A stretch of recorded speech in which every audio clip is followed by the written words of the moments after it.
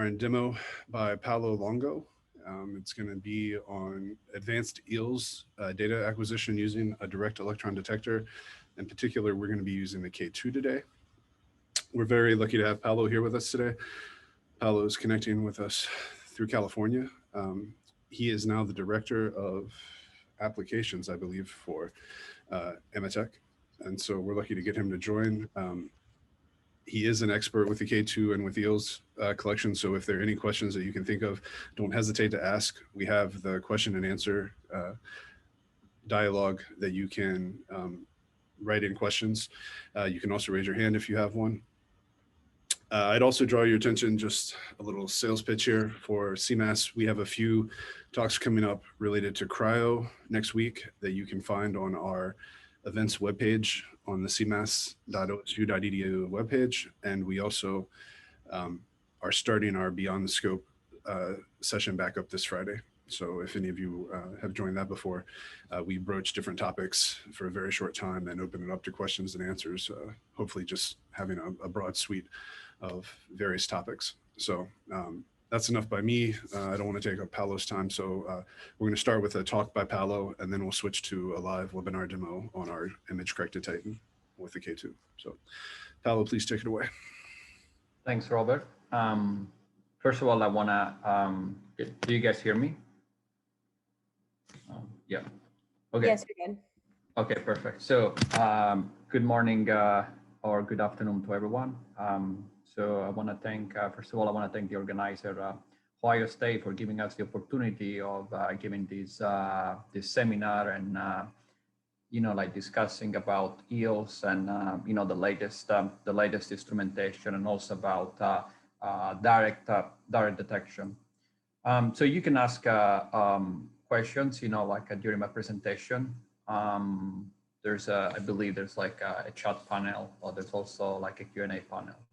So basically, I've been working with EELS, since my PhD that started back in 2004, like a long time ago, like 17 years ago, nearly. So quite a lot of experience with EELS, and I've been seeing like the instrumentation changing like dramatically over the last 10 years. So it's good actually to have a little bit of a perspective here on about the instrumentation, and what you could get in terms of results and research. So we'll talk about EELS data acquisition and specifically direct detection, which is something that was you're going to be seeing that during the presentation, but this is something that was kind of like enabled probably like in 2016. I mean, we've been doing direct detection at Gatan for a number of years, I think since 2011. But being able to implement that technology for EELS is something that is quite recent. Okay, so I don't really know who is attending this seminar, so I'm going to be spending probably 10 minutes discussing about the fundamentals of electron energy loss spectroscopy. So we're going to be talking about detectors, we're going to be talking about EELS in general and results. I mean, it's good to spend some time and just refresh. Do some refresh about EELS. Okay, so let me get the pointer here. All right, so we have the electrons are coming down. We have our feed specimen electrons, so we'll interact with the specimen, but they can interact in two different ways. So they can be scattered elastically. So in the case of elastic scattering, you basically have no significant loss in energy. So basically what happens here, these electrons are scattered, and normally you use these electrons for diffraction or for STEM imaging, for example. Also, you have other electrons that will be scattered. We call it these scattered inelastically. So it means that as a result of the interaction with the atoms in the TM specimen, these electrons will lose a certain amount of energy. Now, the interesting thing is that all these inelastically scattered electrons are actually forward scattered, and they're actually confined in a pretty narrow angle. So what it means that if you can use a large angle, we call it this collection angle, you could pretty much collect most of the EELS signal. This is actually a very, very big advantage and makes EELS a very efficient technique. But let's try to understand how the electrons actually lose energy. So imagine we have this atom here. So the electrons are coming down. These electrons will excite one of the core shell electrons to an upper level energy, like an excited level of energy. So as a result, these electrons will go to an excited level, but now it could go back to its original state, and then it will emit an X-ray, or move this out of the way, or you can have an emission of an OJ electrons, essentially electrons that are in upper energy level can be emitted, and the original excited electrons will go back to its original state. Now, you can clearly understand that if you want to have the emission of an X-ray, you need to have EELS first. So when you do EDS, essentially EDS is a secondary process, but you need to have energy loss first. So if you have a lot of EDS signal, you can have a lot of EELS signal. But the problem here is the EDS competes with OJ. You could understand that actually OJ becomes a little bit more favorable for light elements because these electrons actually can feel like there's less attraction from the nucleus. Vice versa in the case of heavy elements or heavy atoms, obviously X-ray is more favorable. Okay, so the message here is that you need to have EELS in order to have EDS or OJ. So that's the very important thing. A lot of time, people miss this important aspect. Okay, so the electrons are coming down, will excite one of the core shell electrons, and as a result, they will lose a certain amount of energy. Okay, and this amount of energy really depends on the energy needed by these electrons to win the attraction from the nucleus and to go to an excited energy level. So what we actually measured with EELS, we measured the E0, which is the incident of the beam electron. It could vary from 60 to 300 kV, depending on the accelerating voltage. For example, later on, we're going to be using the microscope of 300 kV. So our E0 is going to be 300 kV. And then what we measure is the delta E, which is the amount of energy needed by these electrons to go to an excited energy level. Okay, that's all we do with EELS. We just measure the amount of energy loss with respect to the initial, the incident beam electrons. Okay. All right, just a few things about the physics of EELS. First of all EELS signal in the TM results from interaction between the beam and the specimen electrons. EELS always probes primary events. It doesn't probe any secondary events like EDS or OJ. The other big advantage of EELS is that the signal is highly localized, okay? And another advantage of EELS is that you don't have any fluorescence. So fluorescence, for instance, when an X-ray is traveling and it will generate other X-ray. This doesn't happen with EELS. And the other important advantage with EELS, this is something that we're going to try to show you like during the microscope demonstration, is that we can get information from about pretty much the electronic structure of the material. So you could get chemical information as well as optical information just by doing EELS. Okay. So when you do EELS, so you deal with different regions in the EELS spectrum. So you deal with the zero loss peak. So I'm sure you heard about zero loss peak if you've ever done any EELS. But actually, zero loss peak is important for it gives you like a lot of information. We can use it for specimen thickness. We also have the Plasmon peak. The Plasmon peaks are actually, in general, a thin specimen. These are the second and most dominant feature. And you can get information about the valence and the conduction electron density. You can look at low loss distribution, polarization response, complex electric function, near zero loss feature that gives you information about the band structure, core loss edges. So we're going to be spending pretty much all our time during the demonstration looking at core loss edges and looking at elemental composition, mapping. But you can also look at the near edge fine structure, and that gives you some information about the band structure. Essentially, you could get chemical information from your material. Some people are also interested in the extended fine structure, especially those chemists with a lot of experience with XPS. and they try to look at how specifically how the atoms that are arranged with each other in a little bit like in the long range. Okay, so this is actually, if you've never seen an EELS spectrum, this is the EELS spectrum here, the zero loss peak. You can tell by the name, this is essentially is made of electrons that didn't lose any energy. So if you're running the experiment at 300 keV, the zero will correspond to 300 keV. Okay, this is important for thickness information, and also is important for energy reference. So imagine that you're measuring a chemical shift. You want to make sure that all the effects of all the interference, environmental interferences are removed. You need to have an indicator, a reference. The best reference you can find in an EELS spectrum is actually the zero loss peak, because it's at zero. Okay, so that's actually is important. You can also calibrate your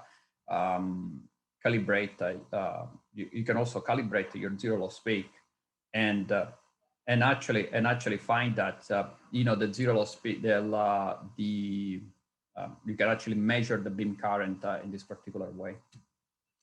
Let's look at the Plasmon peak. The Plasmon peak is the second most dominant feature in the EELS spectrum. You can tell by this equation that, you know, with the Plasmon energy, you can get information about you know, the conduction of valence electron density, essentially the electron density of your material. And this is very important. Imagine that you're doping your material or you're changing something in your material.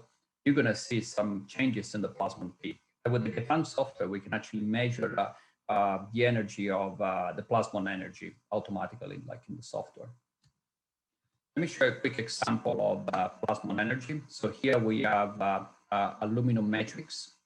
This aluminum matrix we doped this aluminum matrix with some lithium. So you have some aluminum lithiate precipitates. Now the lithium is very light, so you put it in the microscope, essentially you see nothing. This is a TM image.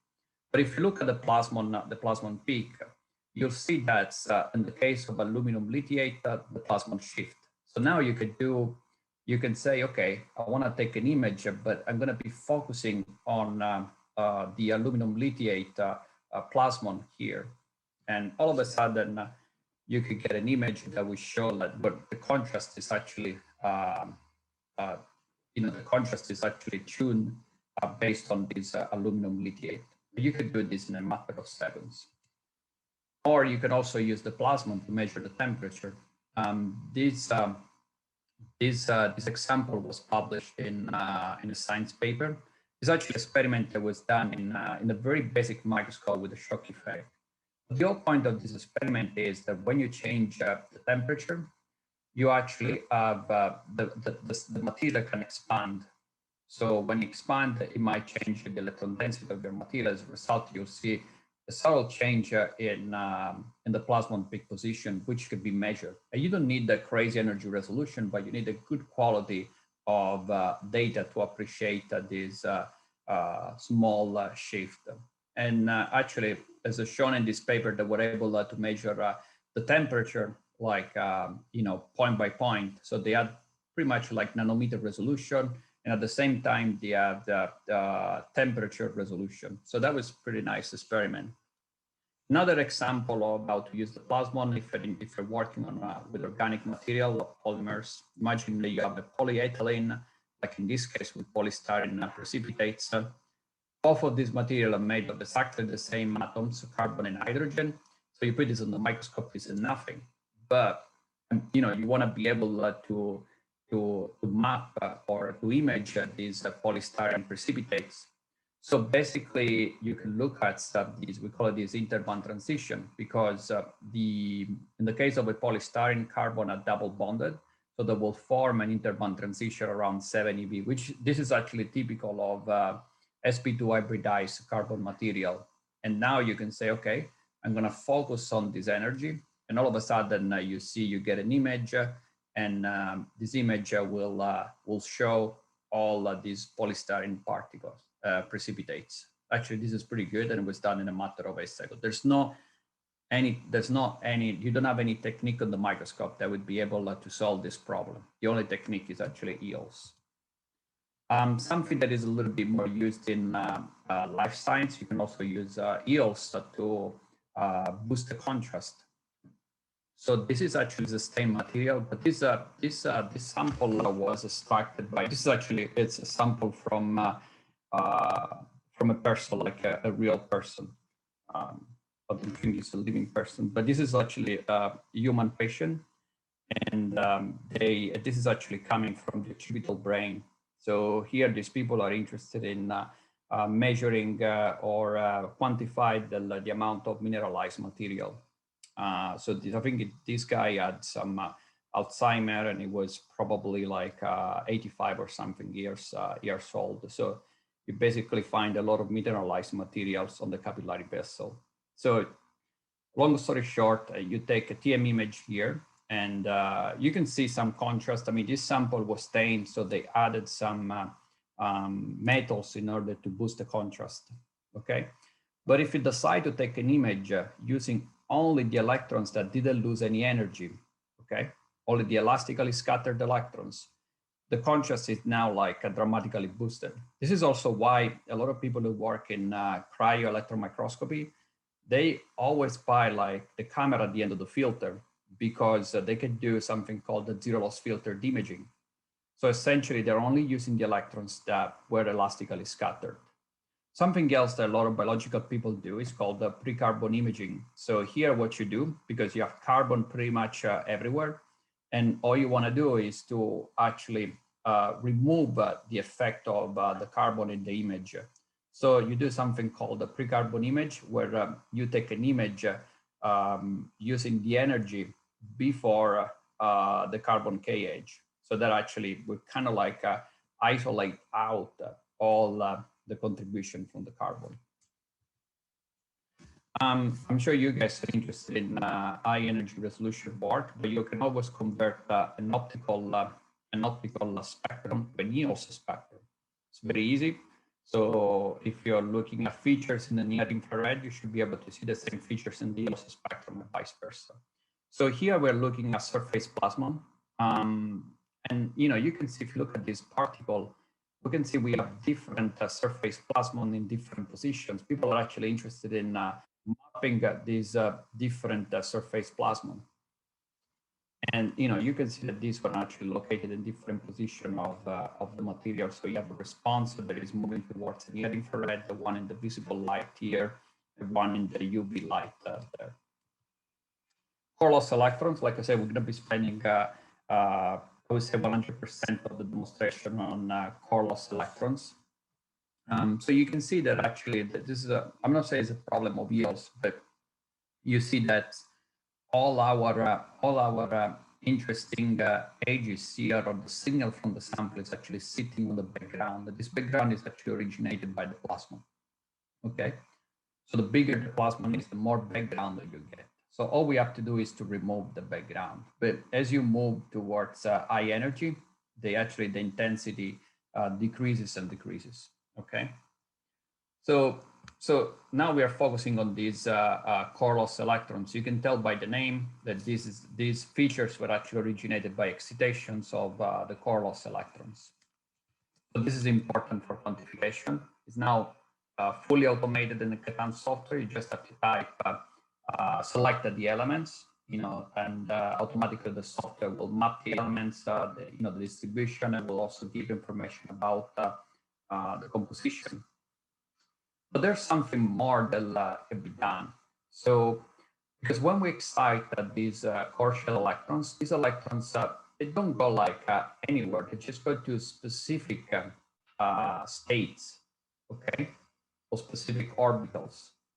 And the energy of these, we call like landing orbitals, really depends on the bonding with the other with other atoms. Okay, so in this particular case, you have titanium oxide, and these electrons could go to only specific states. And the fact that these electrons go to a specific state that will actually give some, will determine the shape and the features in the near edge fine structure. So when we talked about near edge fine structure, we referred to the first 20 eV after the onset. For example, now we have iron 2 and iron 3 plus. You see like a major change in the fine structure in the shape of the EELS spectrum going from 3 plus, the red one, to 2 plus. You see like a chemical shift. You see also change in the features here. And you know, the power of EELS is that you can actually create chemical maps. So you can map the distribution of iron 2 plus and the distribution of iron 3 plus. You see in this particular case, the iron 2 plus is confined you know, like right to the substrate. Something a little bit more fancy. This would probably require the use of the help of the monochromator is you know, looking at different fine structure. This example is very nice because it's, I mean, it really showcases the power of EELS. So here we're looking at the titanium fine structure, and you're talking about titanium surrounded by the same number of oxygen atoms. So these are all octahedral, okay? So in the case of a perovskites, each, this is a perfect octahedral environment. So each, the distance between the titanium and each oxygen atom is actually the same. So you get a spectrum like this one with these features. Then you go to the rutile, and now the structure is changing, okay? And as a result, you send a change in the fine structure. As you go to the anatase, actually anatase and rutile are exactly the same. Titanium oxide and titanium oxide, same oxidation state. But the crystal is different. And as a result, you see a change in the fine structure. This is actually very, very powerful. And you could go beyond just, you know, like a composition or even the oxidation state. You can actually tell if the crystal is distorted and how the crystal is distorted. So this is actually very, very powerful. Another example, because a lot of people are working on carbon, is actually looking at the carbon different phase. I mean, all these carbon materials are essentially made of the same atoms, just carbon. So you can look at this sample in EDS, okay? So the case of diamond, so you have each carbon surrounded by 4 atoms of carbon, okay? So you don't have any pi star peak, but as soon as the structure changes, you have a change, you form a pi star peak, which is an indication of some sp2 contribution. This is a typical sp2 contribution, and changes even going from graphite to solid benzene. So this is actually very, very powerful. You can tell what you have in your material. For example, here we have diamond, we have some sp2 amount, an sp2 phase, which can be mapped easily. So we run a lot of demos for customers working in just given chemical companies like tires company. We work with Michelin, Yokohama, all of them. They're all interested in doing something like that, you know, looking at the different contribution, different sp2 contribution in the material. Okay, so just to give it like a quick refresher, EELS, we understand that EELS is very powerful. It gives you every type of information from the material, but you form EDS as a result of the excitation. So you need to have energy loss first, and then as a result of the excitation, you have an emission of an X-ray. So potentially, once you have EELS, you can have also EDS. So why don't you acquire them together? So this is actually, this chart gives you a little bit the comparison between EELS and EDS. I'm not trying to tell you EELS is better than EDS because you can collect them at the same time. And I really encourage everyone to collect, every time you do like an EELS experiment, always collect the EDS data. So you have information, you have 2 different types of information from your material. But EELS actually gives you some advantages because you could get chemical mapping, which are, you know, chemical information, which is not available in EDS. You also have optical information, which is not available in EDS. But we learned that if you want to get some optical information with EELS, you might have to turn the monochromator on, you might have to focus in a specific region of the EELS spectrum, but you can still use EDS to get information, composition information from the material. Now, EELS have some advantages because if you remember, right, you know, in one of the previous slides, I showed you that, you know, the EELS signal is nicely confined, it's forward scattered. So essentially, you don't have some of the problems that you have with X-ray, with EDS, for example, the presence of spurious X-ray. So if you have your sample in the copper grid, you're always going to get copper in EELS, in EDS, but in EELS you don't see any copper. So this is actually a big advantage to show you how the signal is localized. So the signal is delocalized with EDS. When it comes to quantification, so this is how we do quantification. This is how you do like the software does quantification in an automated way. So you come up with a K factor. In the case of EELS, if you want to do quantification automatically or theoretically, you use like, you come up also with the theoretical term, which we call it like cross section. The advantage of EELS here is that you could get a number of atoms per unit square, as opposed to relative composition. So you could do both with EELS. You could get number of atoms, absolute quantification, as well as relative composition. So now a lot of people don't really believe, but actually EELS is easier than EDS, even not to process the data. So these are this is the information needed. This is what the software needs to work out, to do quantification with EELS. This is all the information needed to get like a quantification with EDS. So you get like you need a lot more information. So that shows you actually EELS is it's easier in that respect. This is a little bit some this is a little bit just comparing EDS and EELS in terms of quantification. The main problem when you do quantification with EDS is actually the absorption, and in particular is the sample. It's the absorption given by the sample. So X-ray can travel through the sample, but imagine your sample is thicker, then some of this X-ray will be absorbed. And this actually becomes pretty bad when you're dealing with light energy X-ray, like for example, oxygen or nitrogen. So because these are like, these X-ray don't have enough energy to escape the sample, especially if your sample is thick. So there's an absorption that has to be, there's absorption contribution that has to be modeled in the case of EDS. But the good thing of EELS is that you don't deal with absorption. And actually, when it comes to quantification, absorption is probably the worst term to deal with. Just show you a little bit some comparison. These are very old results that I collected a long time ago during one of my visits to Graz University, but I believe they have a similar setup. Okay. So this is actually looking at palladium gold. This is one single spectrum. You got gold, copper, gold. I mean, we don't have copper in the sample. This is one single spectrum with EELS, and you can still see the gold. Then you average a few spectra together. You have a nice EDS spectrum. Palladium gold, you can even see the palladium L23 at 3,100 dB. This actually was done with the old instrumentation, just with the basic quantum. Now let's try to compare the maps. So we have EELS palladium and EDS palladium. This was done with the ChemisTem. So the profile are similar, but you see now the resolution is much higher with EELS. Also the contrast is higher with EELS. What about gold? Even gold EELS looks better. And here we're actually using the old instrumentation. This data is nearly 10 years old now, these results. But if you look at the gold, you see that you work out the SNR.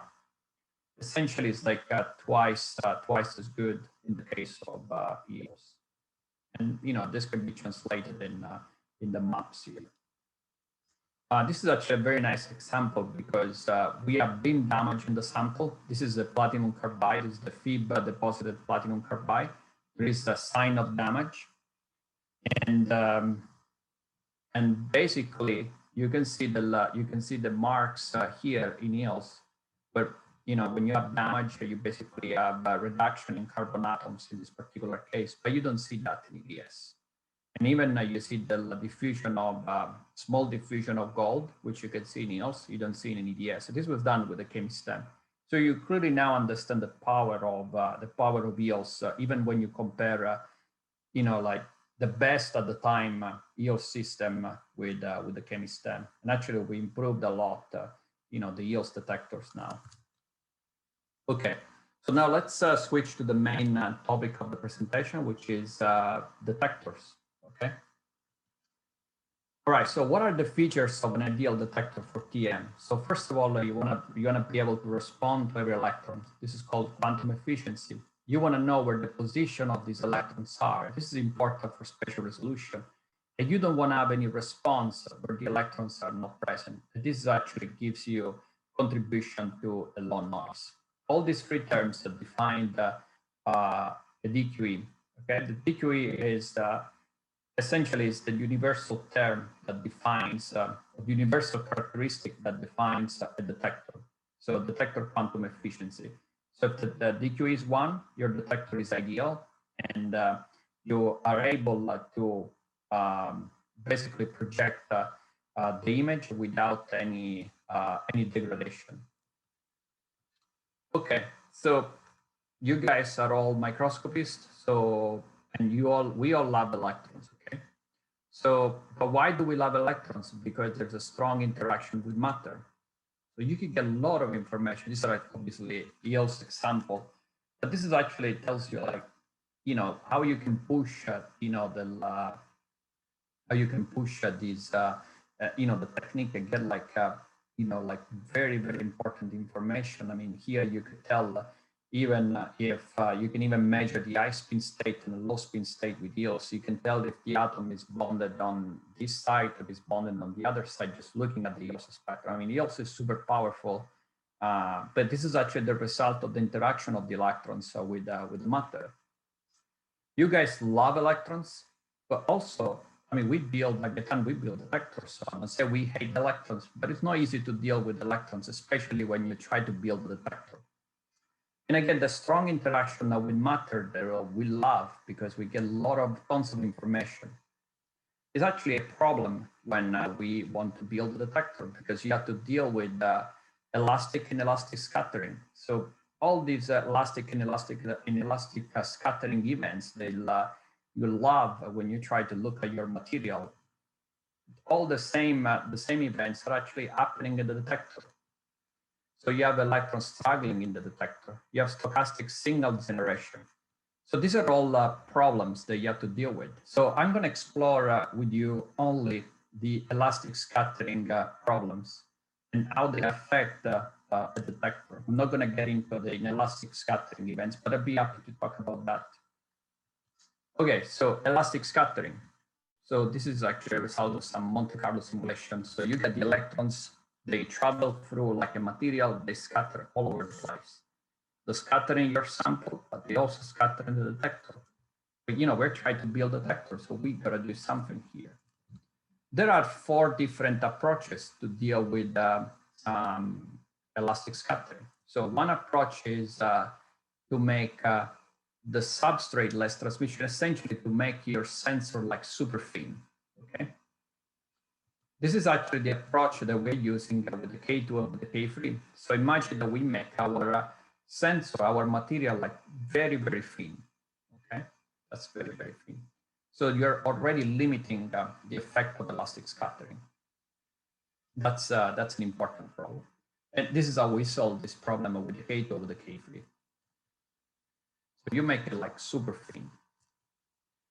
Another approach is, what about we decelerate the electrons? So this is, I didn't know that, but we actually built a system, and this is for a customer in France. I think this is a GL 400 kV microscope. So the electrons are coming down at 400 kV. And you know, when you go up in energy, you have more elastic scattering. So essentially, you're going to get like a reduction in the performance of the detector. But what about we decelerate the electrons from 400 kV down to, I don't know, 10 kV or something? So because we want to reduce the effect of elastic scattering. Actually, I lost that slide. So if you go down in energy, essentially you, just give me 1 second. I don't understand why I lost the slide.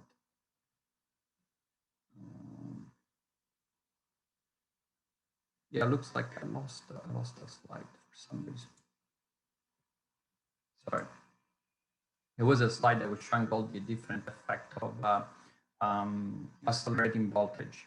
But essentially, if you decelerate the electrons, if you go down in energy, you reduce the effect of elastic scattering. Another approach you can use is the transmission on substrate. This is actually using a scintillator. So the scintillator are pretty good because you can change the composition. You could play with with you can tune the effect of elastic scatter. Is an example comparing the scintillator with the silicon with the film here. And also you have to deal with the fiber optics in this particular case. Another approach is, what about we make the pixel very, very big, okay? And very big means that you can actually stop the electrons inside. And this approach is used in this hybrid pixelated detector. That's an example of hybrid pixelated detector. So you make the pixel very, very big. The electrons are going through this pixel.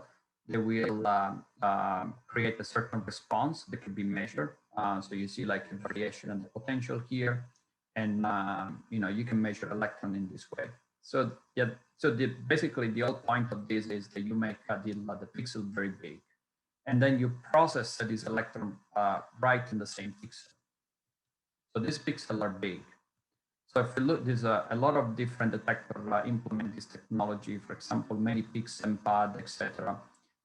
Batteries, and the whole point of this is having a very, very large pixel, so you can stop the electrons, so you can reduce the effect of elastic scattering in this way.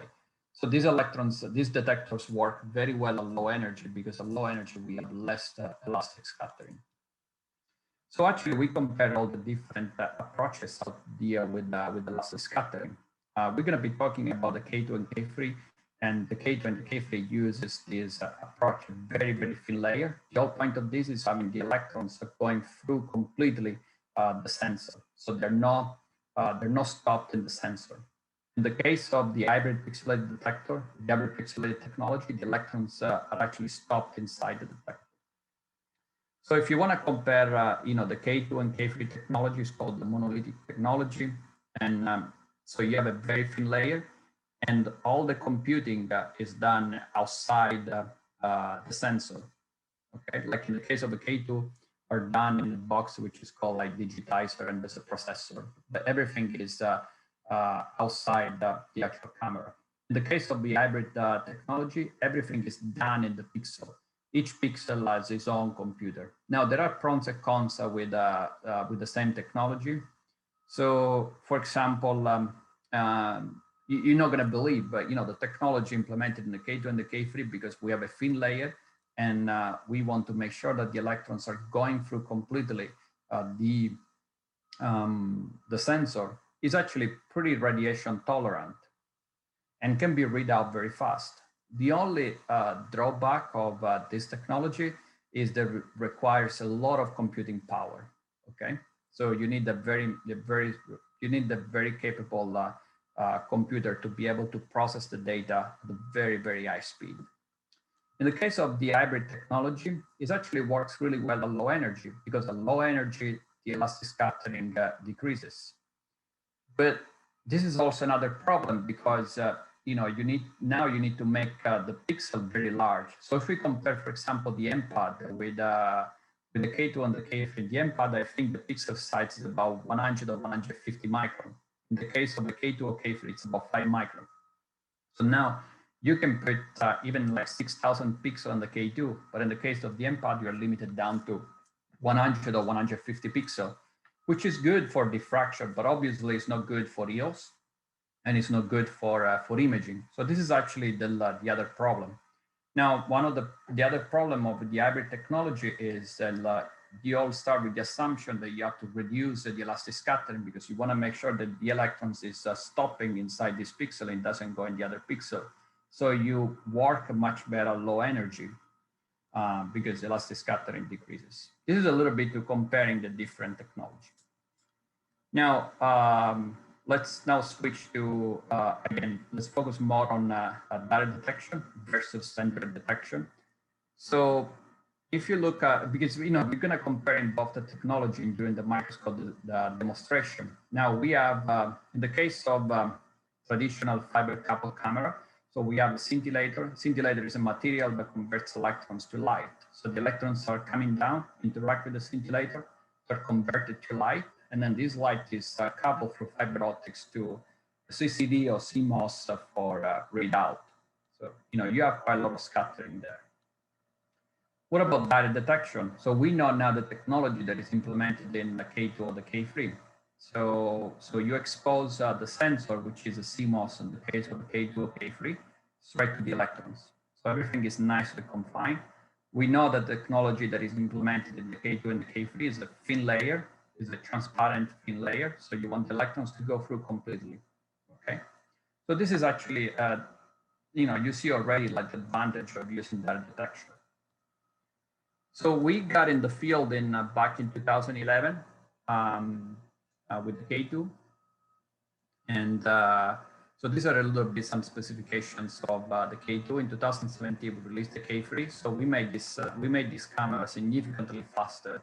So for example, you have 400 EELS spectra per second in the case of the K2, but you get 3,000 EELS spectra per second. You get 2 EELS. You have a lot of, so we added a lot of capabilities to the K3, but essentially we made it faster and a lot more efficient. So we increased the computing power here in the K3.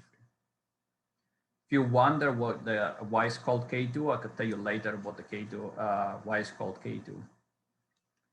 Okay, so just to explain a little bit, we talked about DQE. This is a very old graph, but it shows you that by going from direct detection, indirect detection to direct detection, you get a boost of DQE. Now, the DQE is essentially the ratio between SNR, output versus input. So this is output image versus input image.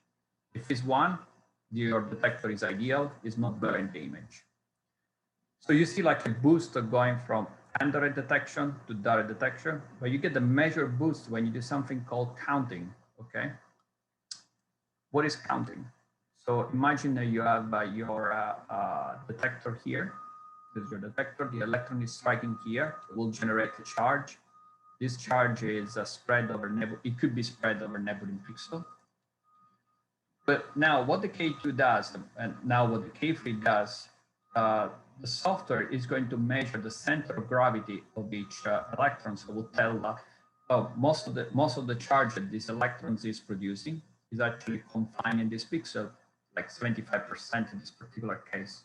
You know what? I'm gonna assign these electrons to this pixel. Now it's 1. So this is called counting. Also something that the K2 could do, or the K3 could do, can actually locate the pixel with sub-pixel accuracy. So basically we'll tell that now most of the charge is localized in this corner. So essentially it's converting your 4K to 4K camera to an 8K by 8K camera. So, and this is called the super resolution. That's how we call it, super resolution with the K2. Okay, so the K2 can run 400 frames per second. So what it means, let's try to compare 400 frames per second means 2.5 milliseconds. Okay, this is just a camera. This is just an image of light, of electrons. Okay, so you see that in some region you have some cluster of light, but if you're able to count each single electron, now you can see, now you can separate each single, you can distinguish each single event. And now you see that this cluster here correspond to some electrons close to each other. Okay. And you're not able to separate them. But if you can count each single electron, all of a sudden you're able to distinguish each single electron.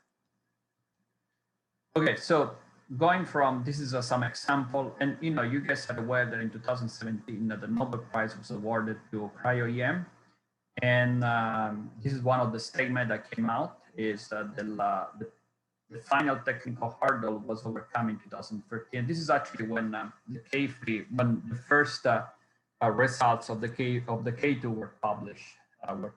So, and this is actually really revolutionized the Cryo-EM field. Okay, so this is a comparison of images before, of the same material before and after. So at the time, this was 1.8 angstrom resolution. That was the highest resolution in the field. So now there is actually higher resolution available.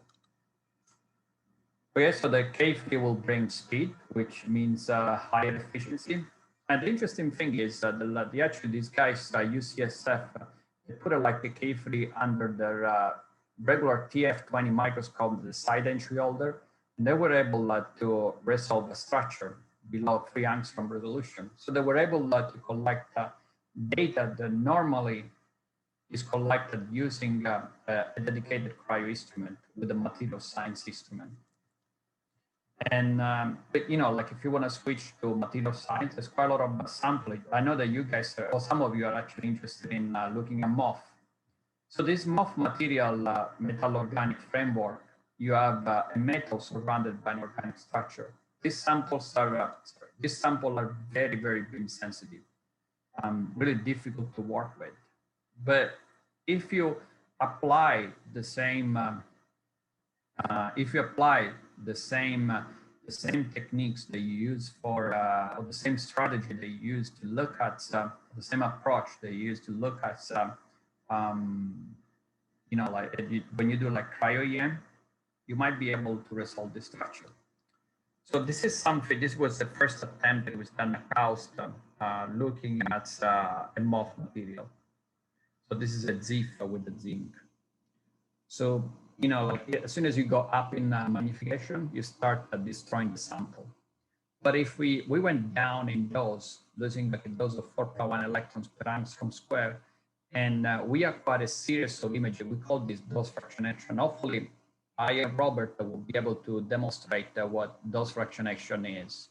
But this is something that is used for in Cryo-EM. Essentially, you take a stack of images, and then with a very short exposure time, you correct for the drift, and then you sum all these images together, because you might have drift over a long exposure time. So just to tell you, I mean, I'm a STEM guy, but like last year, no, actually that was September 2019, we were running like a K2 workshop in Japan.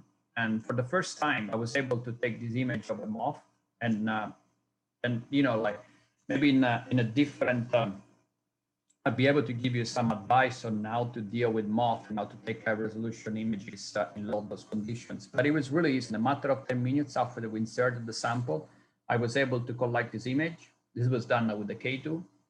And then you zoom in and actually you have a nice structure of the MOF. And that was done in literally 10 minutes by someone actually had zero experience on low dose TM imaging. This is more like an example of the K3. This is again, this is looking at very low dose, 14.6 electrons per angstrom square. And this is actually looking at iron oxide. And here that these people are interested in looking at the orientation of these different particles of iron oxide. This is a magnetite. And they had this script in Python that they managed to open in digital micrograph. And they were able to actually tell the orientation, you know, particle by particle. This is a very nice example. This is actually an in-situ example. So here we have nickel sulfide on a carbon nanotube. And these are put on, they apply like a potential here, and you start to see migrating lithium, you know, like along this nickel sulfide. But the interesting thing is that we actually, you can check the dose, and this is after 2 minutes, we throw like 500 electrons from straight until you see some stress, because the lithium is going is penetrating, you know, the material. The important point of this is that actually after 5 minutes, I think the total dose was 500 electrons per angstrom square. So, I mean, this is amazing that, you know, with the dose that we throw like in the material, in 5 minutes is actually the dose is less than what you do for one single image that you acquire in a fraction of a second. Just to tell you how sensitive these detectors are when you're able to do electron counting. This is another example of zeolite beta. So this is actually, again, another beam sensitive material. So we're taking an image with 0.5 electrons per pixel, which correspond to a dose, given the magnification, correspond to a dose of 11 electrons per angstrom square.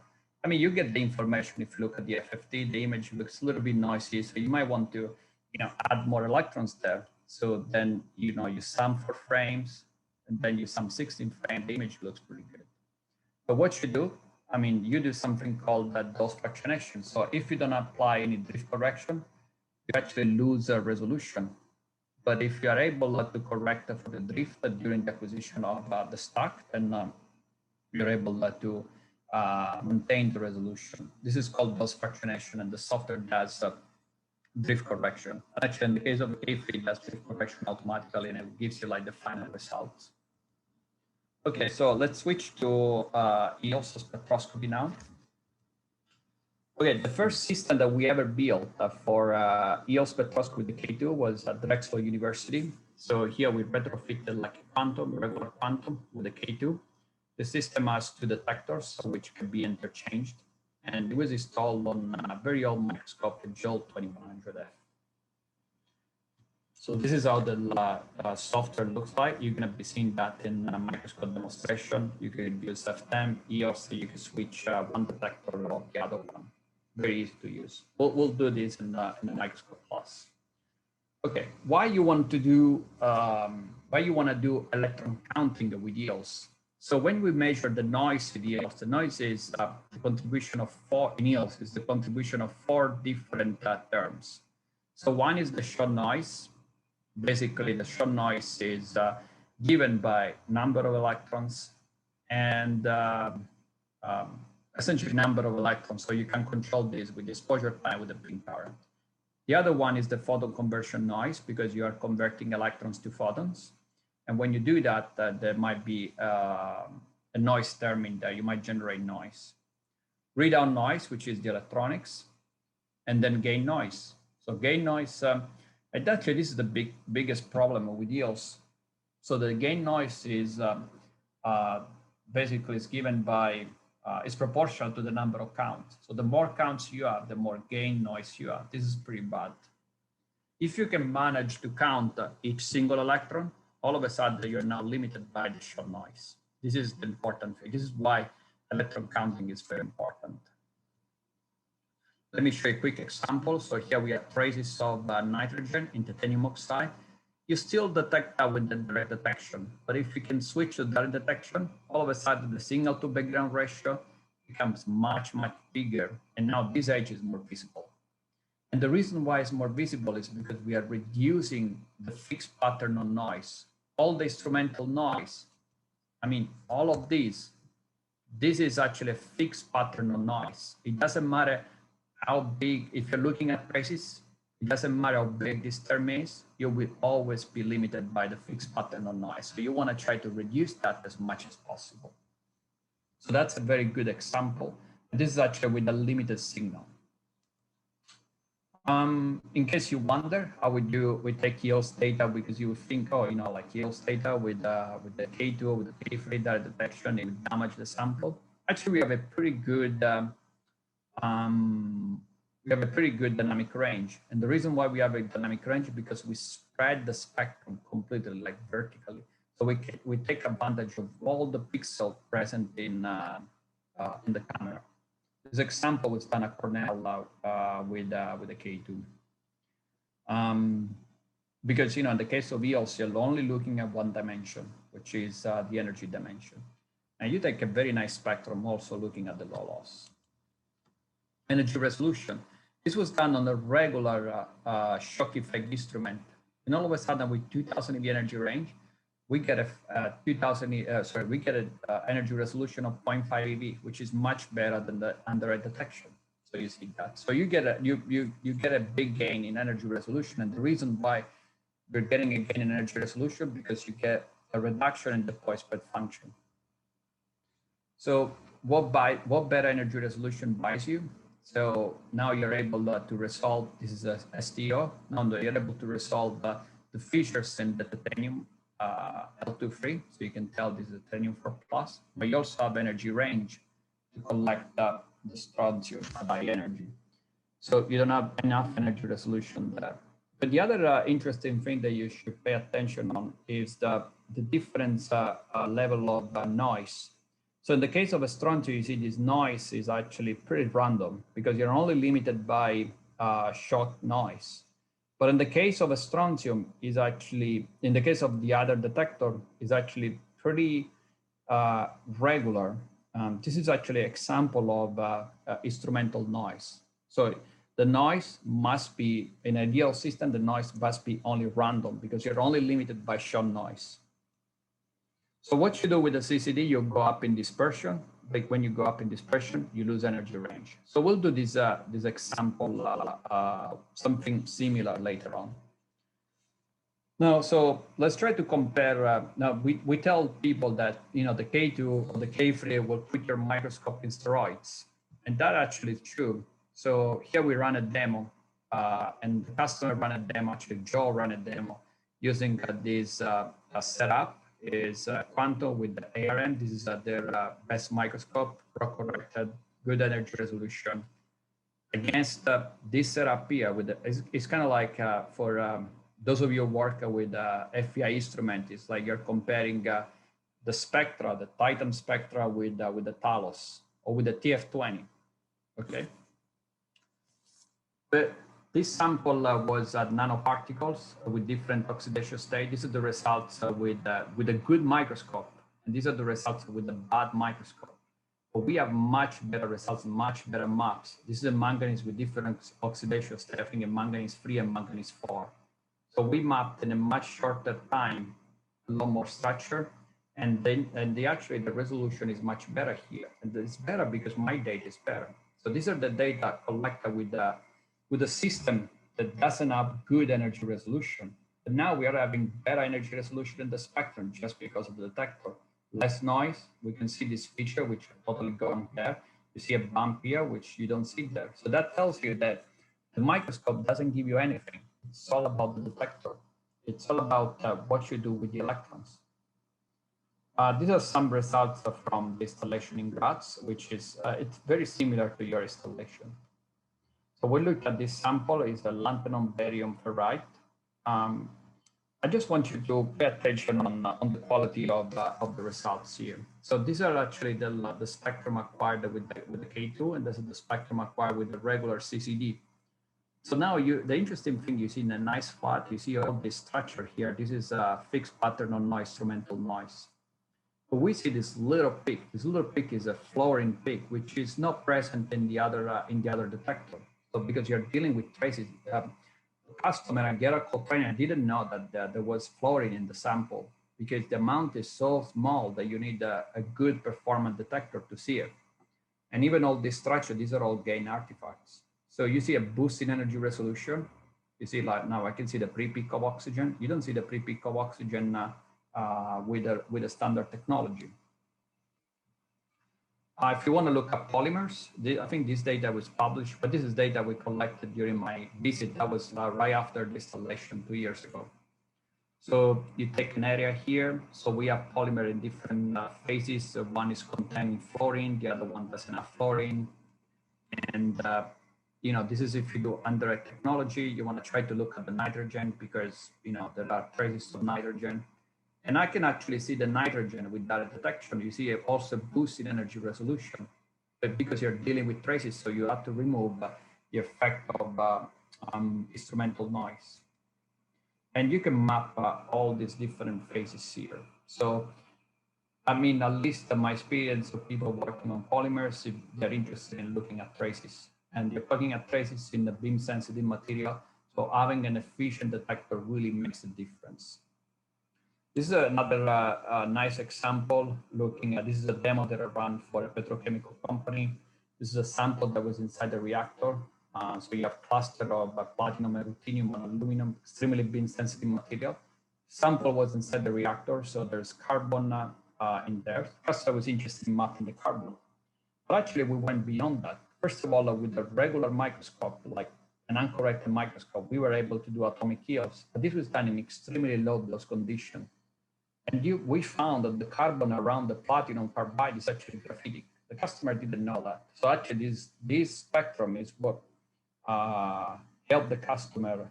It's actually what solved you know, the K2 quantum at the time. It's actually be able to tell the phase of the carbon in low dose conditions. And if you go back the second time, you actually have now the carbon is amorphous. So this sample is extremely beam sensitive. Some other example, this is from a workshop that we did in Nantes in France last year. And now we're looking at similar instrumentation again. So now we're looking at platinum, palladium platinum. nanoparticles. So here the customer was interested in mapping the oxidation state of palladium. Okay, so you have different palladium. It could be palladium 2 plus or palladium 0. So we use a different approach. We look at the platinum M45 at 2000 EV and the platinum 3200 EV. Okay. So this sample is relatively beam sensitive, so we couldn't use a very long exposure time, but we actually found that there is a little bit of, we can measure, we can map the different contribution of palladium L, 3200 EV, 2100 EV. And we went look at the different fine structure of palladium. So you see that the palladium here at the edge is different from the other palladium. And you could use that and create some chemical maps. And now you see that, you know, the different palladium structure where we think is a palladium 2 plus is actually confined right on the edge of the material. This is another nice example because this sample was extremely beam sensitive. So you have a substrate, which I think it was something containing magnesium, but it was highly damaged. That was done during one of the microscope vendors demo. So these are the data that we managed to acquire with the K2, and that was pretty impressive. You get very nice fine structure of magnesium. It's beautiful magnesium here. We have vanadium. You see the vanadium L1, iron L1. You can even tell where these aluminum, vanadium, and ferrite here, iron here. You see like a different fine structure compared to the magnesium aluminate. So the substrate is actually magnesium aluminate. So we collect, we look at very large maps here. So you see the diffusion of vanadium here. You see this is the damage, but this damage was actually caused by the microscope vendor demo. Now here the customer was interested in atomic EELS. This is very complicated because this sample is extremely beam sensitive. So this is an example of damage that we caused during one of the previous acquisitions. So we have to use the shortest possible exposure time, which was 2.5 milliseconds, and we dropped the beam current down to 30 or 40 picovolt to avoid damage. So we looked at this area here, and this is the simultaneous image. So the simultaneous image doesn't show any apparent damage. So this is actually very good. So the structure is nicely preserved. So this is good. What about the maps? So you have the iron map, vanadium map.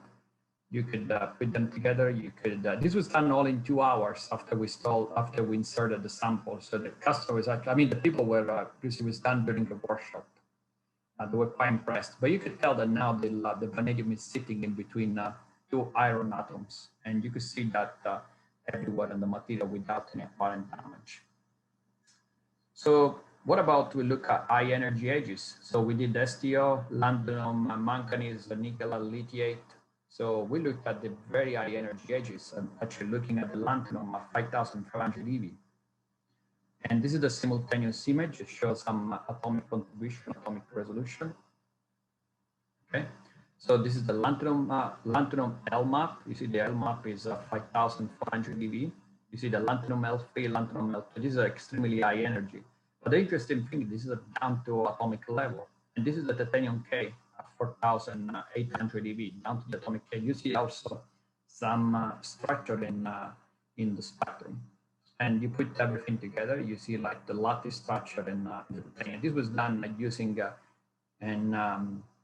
using an accelerating voltage of, using the energy of the titanium K. So we're actually doing atomic titanium K with the K2. And you know, you can also map, you can also look at nanoparticles and still detect looking at the manganese K is a very high energy. You can go beyond that to looking at the copper K or the nickel K. So when you have less noise, you can even venture and do extremely high energy edges. Okay, last few slides of this presentation. So now we want to talk a little bit about the K3. So I'll show you a lot of results from the K2. But the K3 gives you a lot more because it gives you speed and it gives you dual EELS, which is not present on the K2. and also gives you a higher dynamic range. So essentially, you can also use the K3 for low loss analysis. So this is actually the structure. So you have the K3 with the regular detector. And this is the data that I collected in at NCEM in Berkeley, where they have a K3 continuous. So we turned the monochromator on. Easily, we got a very good energy resolution, 90 millielectron volt. This is a very old monochromator. I mean, this microscope is from 2008. And we looked at a very large area, and we acquired this data set in dual EELS mode. So we used very short exposure time, or short, small intensity, low intensity for the low loss. You see also the point spread function, how good the point spread function is. And then we started the other acquisition with full intensity right here on the tails of the zero loss peak. And then you can splice them together. You get like a very, very nice quality here. So you can really take advantage of the reduced noise of direct detection with, with the energy resolution of the monochromator for low loss analysis. So with the K2, you can go at 2.5 milliseconds. So you get a map like this. It's very nice. But with if you could go faster, you could potentially cover a much larger area for the same amount of time. So for the same amount of time, I could reduce the exposure time by 10 times. And now my area is much, much larger. So actually, you can look at different features as well. And at the same time, you could get information about the ruthenium L. And the copper L, you can tell this is a copper 2+, titanium, oxygen, you can even see traces of carbon as well. And this is actually just to give you some latest, some additional results. This was a complicated structure because we had iridium, strontium, bismuth, that they all overlap together. But because you have energy range, you're able to collect everything from the titanium all the way to the bismuth at high energy, which was not possible in the quantum technology. With this, I want to thank you and take some questions. I see already 2 questions here.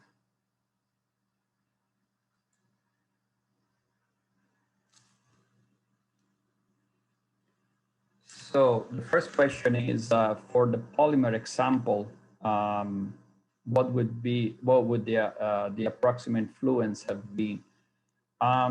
We haven't measured exactly. I don't recall exactly the beam current, but it was lower than what you can measure with a microscope screen. So and I don't recall exactly the step size that we used to collect the data, but we didn't cause any damage. The dose was pretty low, and we worked at extremely short exposure time. I mean, the shortest possible exposure time. I don't know if that answers your question. Hi, Paolo, I'm a little unclear about the acquisition speed of K2 compared to the additional. If the fastest of K2 is 400, we cannot trust the spectrum image with an acquisition 0.01 second per pixel. The result what I got is a residual average. Okay, so the K2 can always run at 400 frames per second. So you can put an exposure time that is lower than that. The K3 is faster, so the K3 could go down to 0.3 millisecond exposure time. So you would be allowed to do that. Now the CCD is potentially faster than a K2, what you have in the quantum there. And you can put an exposure time of 1 milliseconds, but the duty cycle of the CCD is not 100%. So basically, if you put a 1 millisecond exposure time, for example, in the case of a CCD, you take 500 spectra for what I remember. So you already have an efficiency of 50%. And things get worse and worse as you get down in the exposure time. So basically with the K2, you can't use an exposure time that is lower than 2.5 milliseconds, but we'll see that in the microscope demonstration. Do you have any other question?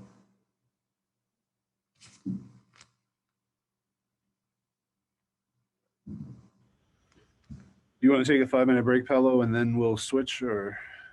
Oh, sure. Sure. There's another question. Another question about zero loss peak imaging. Do you know any methods to reduce the fire storage size? Suggest what the zero loss peak intensity. I don't understand this question very well.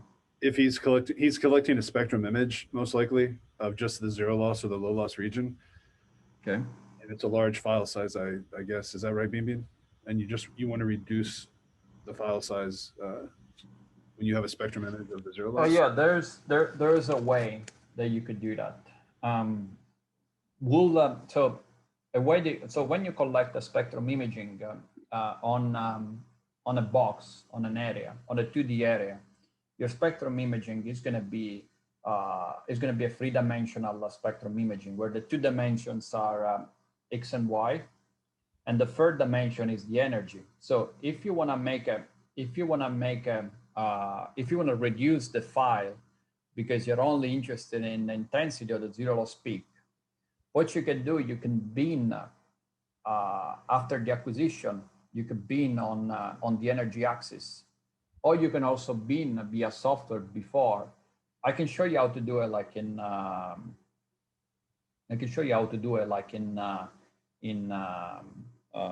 during the microscope demonstration, but you could definitely reduce the number of pixels on the energy axis, and that would make the total dataset size much smaller.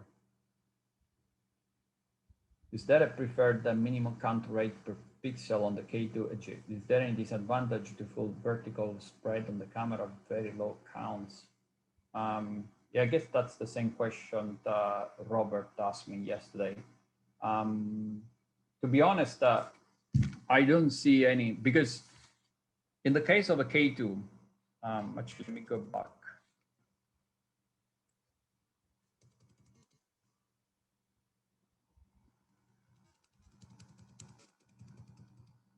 Okay. So if I understand the question, which is the same one that Robert asked me yesterday. So this is how the spectrum looks like with the K2 or the K3. So what you do for each energy channel, the software is already summing all of them.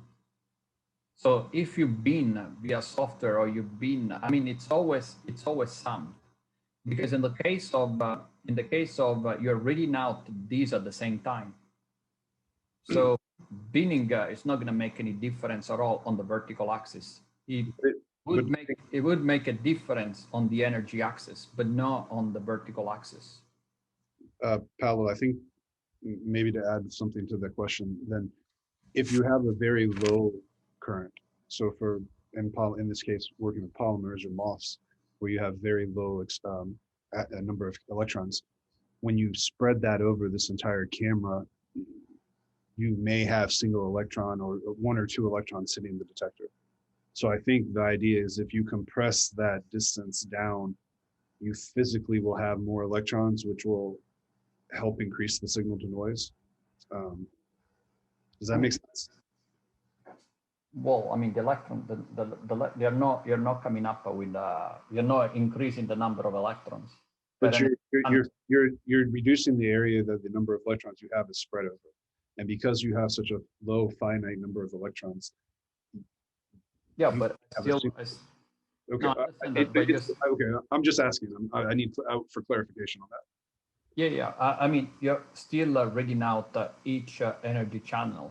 So whether your peak is this much, imagine that this is let's say that these are 100 electrons, okay? And then instead of having 100 electrons spread all the way, you have 100 electrons spread over this small area. It's still 100 electrons. You're not coming up with more electrons. You're still reading out them at the same time. I think more the efficiency of the detector, the actual idea, like if you literally have one electron hitting a channel, is it always counted, right? Yeah, and so, always. Okay. Bob, does that answer your question, or is there more to it that there's no noise? What you could do? Oh, I know what you mean. Right. So the level that we were talking about setting yesterday. So Bob says there's no noise to the counting and discrimination. of the electron. Yeah, but the total number of electrons is the same. I mean, if you have 100 electrons and you have 100 electrons spread over, let's say, spread over 50 pixel or spread over 5 pixel, you're still reading out the total number of electrons. So it's not going to change anything. Now, understand the discrimination, you know, like 1 to 1. But if you have 1 electrons on that pixel, you're still reading out 1 electron. So because we're doing counting, so you're going to have each pixel is gonna be able to distinguish 1 electron to 0 electron. I think the question relates to, is it faster to read out the strict image to monitor the center of, to read out the full spectrum? That's a different thing, because in the case of a strict image, you are doing, you're collecting like an image. So the software is now has to be able to collect the image as it is, as opposed to looking at the 2D. Like in the case of EELS, you're looking at only 1D. So what you are displaying is only one dimension image in a way. One-dimension image in a way. But in the case of a 2D image, you are displaying the 2D image. So I don't think it would make any difference if we do like the the strict image, if we have the ability to collect an image at high speed. But to answer your question, if you wanna make sure to have the beam more focused, it's not gonna make any difference. But in the case of EELS, if you reduce the collection angle, sorry, if you increase the collection angle, you're gonna make the convergence angle. I mean, you're gonna make the probe much smaller here. So you might, I mean, if your collection angle is large enough, you might not even, sorry, I get messages from TeamViewer. So basically what happened is if you use a larger collection angle, this bright spot is gonna be smaller and smaller in the camera. So in a way, you're concentrating the beam more, but the drawback of that is that you lose dynamic range because you're gonna have more electrons concentrated in the pixel. In the case of low dose condition, I don't think it would matter. But overall, I'm not gonna see any difference because you're still dealing with a fixed number of electrons. So whether you have them spread over 100 pixels, you have them spread over 50 pixels, it's not gonna make any difference at all. So if 1 electron is hitting that pixel, you're gonna be able to see that electron. Dave says there's no vertical summation for making a streak image.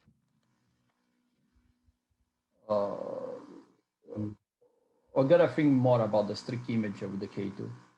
We don't. Right. I didn't know you could run a streak image on the K2. I gotta think about more. Maybe in a different, maybe later if you want after the workshop, we can test this streak image with the K2. Does any? Let me see, Dave. I don't know. Does anybody? I don't know how to unmute Dave as a. Oh, let's see. Yeah, I can help with that. Let me see. Hey, Paolo. Hey, Dave. How's it going? Good. Happy New Year. Thanks for the talk. That was really good. I think what Bin is trying to ask is if, and you and I communicated a little bit about this, is that if all that we were trying to do was monitor the center of the zero loss peak, because as let's say that something is affecting the position of the zero loss peak, a very small shift.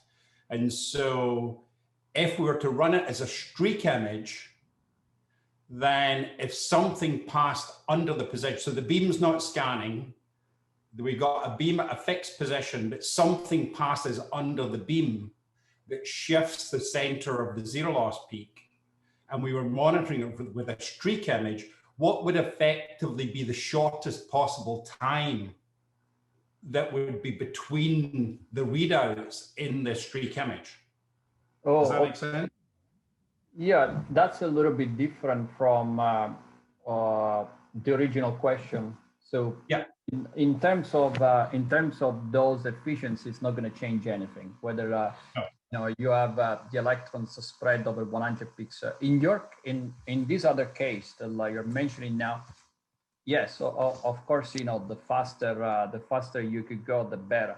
Now, I'm not 100% sure how fast you could go with, because, you know, if you want to do the strict image, essentially you go from spectroscopy, you're still in spectroscopy, but instead of displaying a EELS spectrum, which is monodimension, you're now displaying an image. So I'm not 100% sure how efficiently we could do that with the K2. I'll be happy to test that.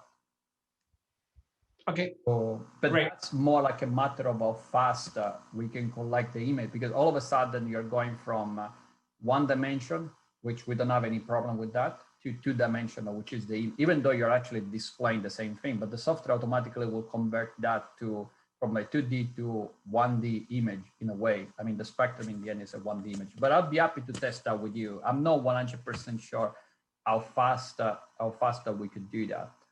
It's a matter We'd of almost want to try and read it out. Almost think of it almost like an oscilloscope trace is what we'd want to read out, and we would anticipate that every now and again we would see a pulse. Think of it almost like an ECG or something like that. We want to see a pulses associated with things affecting the zero loss peak. Yeah. So the camera can always run at 400, in counting mode, it can always run at 400, the camera always run at 400 images per second. So that would be ultimately your speed. But what we'd be able to output, it's a different matter. So right. Ultimately your speed is 400 images per second. But what we're able to output, which is what you see in the strict image. For example, when you were doing the strict image with the regular CCD, I mean, the regular CCD, you're probably going at one or two images per second, right? So when you try to do the strict image of the CCD, that's basically the speed, the output speed that the use is probably, I don't know, 1 or 2 images per second. And I don't know what it would be with, with the cage. I would be happy to test that. As a matter of fact, there are some people that asked us to do some sort of, they have an omega Q slit and they wanted to do some sort of 4D stem with the omega Q slit. And actually that is, you can even do the same type of experiment. For instance, you can collect this image in, basically, if you have an omega Q slit, you have the capability, you can collect, this image point by point. And that would, I don't know how fast it would be in that case.